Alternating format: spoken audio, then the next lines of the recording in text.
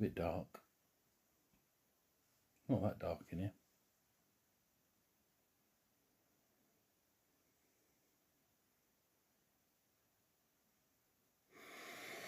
See if anybody wants to come on. It seemed a good idea. People were quite interested on Facebook, so we'll see whether anybody sees they are live.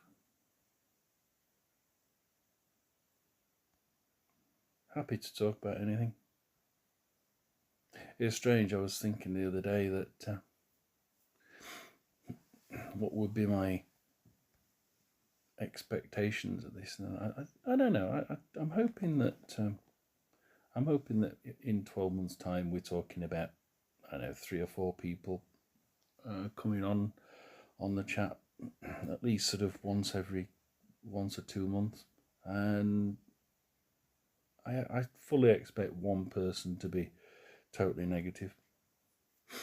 So I'm hoping that we get 3 or 4 people and who enjoy a bit of a chat now and again. There are enough runners worldwide to be who speak English to be able to come on here. It's just getting people to know that we're out there and getting people to click the subscribe button. If you click the subscribe button, I can do this on YouTube rather than doing it on Streamlabs, which I think would be a little bit better. I had a bit of a fight with it yesterday, and it just totally screwed up. Wouldn't let me put the camera this direction. Put the camera the other direction, and flip camera button just didn't work. It's really annoying. I've been doing my piece of paper down here. I've been changing the running screen on the 255.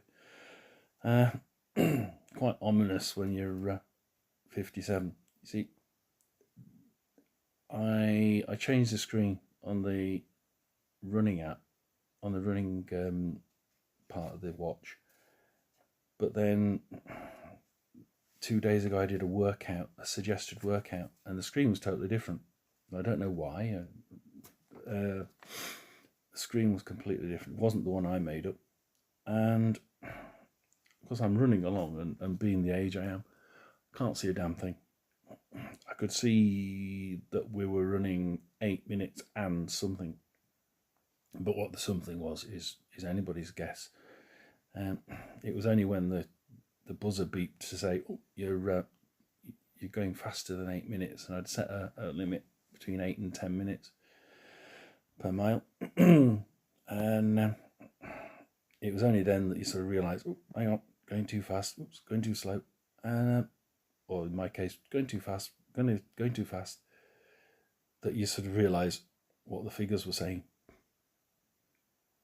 So I'm going to have to make sure that the screens are. I don't know if you can change the font. I'm going to have to watch for that. It would be nice to be able to make the font a bit different. Whether I have to go, I think it is black on white. I just wonder whether I go white on black, whether I could see it easier. I might have to change and see. But yeah, it'd be nice to see what other people think of our age, whether it makes any difference, a different colour. Perhaps it's not black and white. Perhaps we have to do a different colour altogether. Yeah. Don't know. Certainly not green and blue, but But no, it's just the fact that I'm not colourblind, but it's very poignant that I've got glasses on. Again, it would be very difficult reading the numbers even on here. So I do have to watch for that. A few people thinking about what was they thinking about on Facebook? A few people thinking, how on earth do you read the data on the 255? It's difficult to say, really. one of the things you have to do is look at the heart rate and see where your heart's really doing something that you wouldn't have expected. So, for instance, if your heart's getting faster, it's trying to pump more oxygen around the body, and it's doing it for a reason. Either your body's stressed and you're really trying your best to get up that hill, or you're really running quite quick and you're using a lot of energy, and the body's trying to say, well, I need to burn more energy, help, let's push more blood through to get the oxygen through to make the energy into movement, or to turn things like the gels into energy so that you can make movement. Either way, the stress levels are too great and it needs to push the oxygen through. Or if you're not stressing, and like me on the other day, the watch saying slow down, slow down, slow down, and you just find it really easy to run, and you're not going up hills, and you're on the flat, and all of a sudden your heart races through the roof. There's you have to start thinking why the heart rate's gone through the roof. So if it's not stress, then perhaps the body battery is just dying down, and but you should notice then that your pace is going down. So if your pace goes down, your heart rate goes up. Your heart rate's gone up because most likely because your body battery's gone down, and your pace has gone down because your brain's saying, oh, no, your body battery is lowering. I need to pump more oxygen in to try and replenish some of that energy so that it can keep on running. So that's the other reason. But I don't need a 20-minute run, so it's not likely to be the body battery. So why did my heart rate raise in the last mile, even though I'd only done a 20-minute run? And then I looked at the pace, at the cadence, and although the pace had dropped about 10%, the cadence had dropped a little bit, but not 10%. And that really, to me, shows that the stride length was dropping. The stride length, so I was doing a pretty fast rate of pace, of cadence, even though I'd slowed down, because I'd decreased the stride length. So without knowing it, I'm putting more stress on the legs, and obviously the body's obviously thought, hell, I need more oxygen down there. So it's throwing more oxygen down there because the stride length had cut down, and although the number of paces were reduced from 175 to 167, I was still pounding a little bit quick for the speed I was doing. That's the only other thing I could think of for that. It's really strange because none of that really makes sense to me. And reading the heart rate and understanding it is actually quite difficult. It's at the end of the day, it's all about getting oxygen around the body, and for some reason it had suddenly taken off. I did notice then that I'd been told to slow down by the watch about 3 times before, and each time I'd gone faster, slow down. But a minute or two afterwards, literally about 2 minutes afterwards, the heart rate increased almost dead in time with this increase in speed 2 minutes before. So it's seen the increase and then increased the blood going through appropriately, really. Well, in this last mile, I obviously peaked, and then 2 minutes later, the heart rate increased. But this time, instead of dropping down equally as I slowed down when the watch told me to, it stayed up there.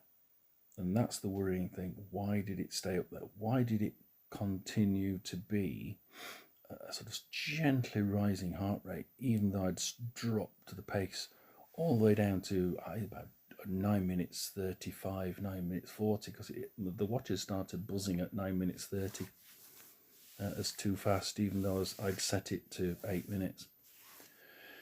But I did what the watch said and slowed down to more than to slower than 9 minutes 30. But it was really odd because the heart rate stayed high, stayed elevated, and it's like, well, I'm not using a lot more energy. The stride length is the only thing that I could think of, because the stride length had decreased by probably 5, 6, 7%. So I was a little bit puzzled as to why that would make the heart rate stay elevated, because the cadence had dropped from sort of 175 to 167. So obviously less strides, just shorter ones. So I don't know. It's as if the effort of doing a shorter stride was actually making the body think, oh, hell, we need to watch this guy. He's doing more pushes, more shorter pushes rather than more longer pushes. It's strange because you're going slower, and you're doing 167 strides instead of 175. So surely the body's got less stress on it. But for the pace I was getting out, the efficiency wasn't good. I agree with that. But why was the pace? Why did it look like the pace was keeping the heart rate up? It was on the flat. It wasn't making any difference with the effort. The level of the ground was flat, and it was quite sudden. It was as I speeded up. 2 minutes later, the heart rate went up and didn't come down, and it's a little bit odd. I have had a couple of. I had the first night with the watch. I think my heart rate variability went down to about 2 or 3. Yep, honestly, twice. So I was a little bit concerned that perhaps that the heart's just not, or the brain's not controlling it quite right. It's strange because you don't usually get it. I'm sure people will agree. You don't usually get it that low, but it is interesting to understand the figures, and I would love to see somebody on here to chat about it. I'm going to come on now and again and just see whether anybody comes on. People on Facebook did seem to be wanting to see more live streams like this. Hopefully people can eventually find me. I think I'm going to need about 15 minutes per attempt, and hopefully people will start to click the subscribe button down there. Where are we? Down there. Click the subscribe, get me up to 500, and I can do this on YouTube instead of doing it on Streamlabs, which is on this tablet. Then I'll be able to do it on the computer through YouTube, and it'll be a lot more stable camera. YouTube, not like that. And we can discuss things normally without having silly blocks of black in the middle, because that was the only way I could get the camera to work facing me instead of facing the opposite direction. So having said that, we're getting up to 15 minutes. I don't think anybody can actually see this afterwards, but if you can, then please hit the subscribe, and we can talk these things through person, 1-to-1, or hopefully 2 or 3-to-1, and we'll have a nice time. I think it'll be good fun, especially if you're an older person like me. I'm 57. I want to try and use this watch that I've just got in a Garmin Forerunner 255 in getting the best out of what I am. Not necessarily improving. I don't think that's a realistic challenge. I think the challenge here, the first challenge has to be to not decay, to not let age be an issue.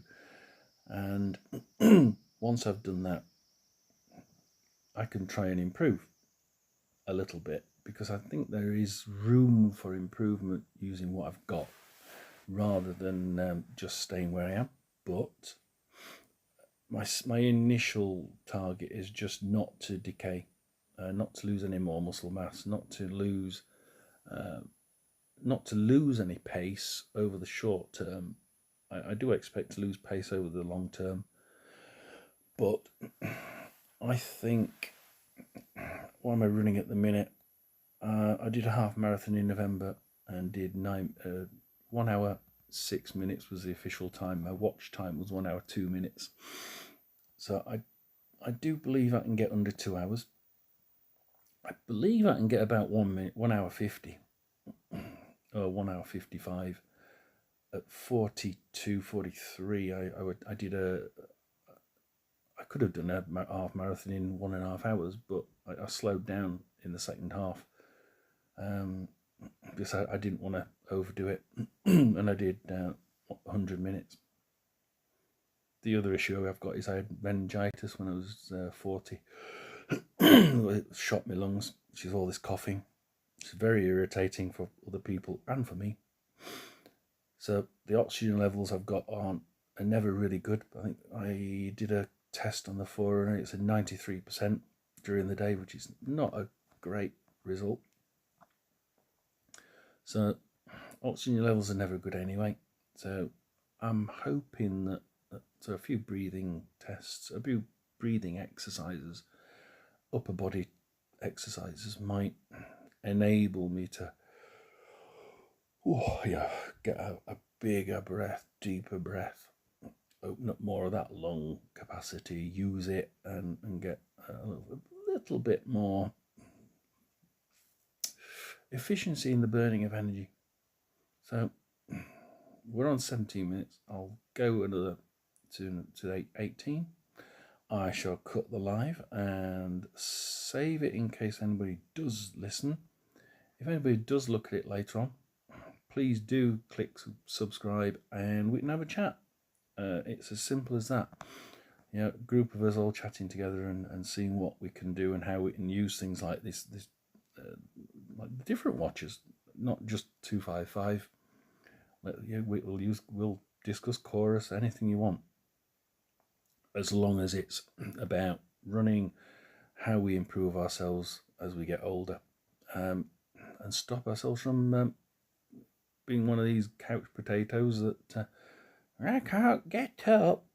Can you give me an hand? No, I don't want to be one of those. So let's go for it, guys. Click subscribe. I'll keep coming on and I'll keep having 15-20 minutes.